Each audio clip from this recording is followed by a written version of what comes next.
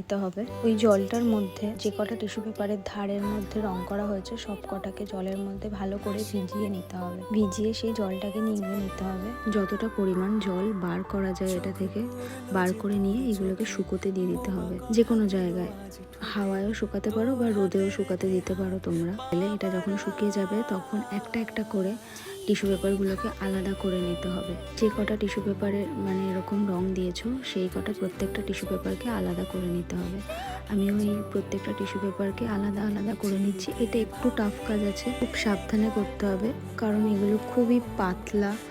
ভিজে যাওয়ার পর যখন শুকানো হয় তখন আরোই পাতলা হয়ে যায়, তো ওগুলো আলাদা করার সময় ছিঁড়ে যেতে পারে, তাই জন্য খুব সাবধানে করতে হবে। তারপর কাপের মধ্যে একটা একটা করে এরকমভাবে বসিয়ে নেবে। একটা প্রথমে বসাবে, তার হাফের ওপরে আর একটা বসাবে। এরকম করতে করতে পুরো জিনিসটার ওপর, কাপটার ওপরে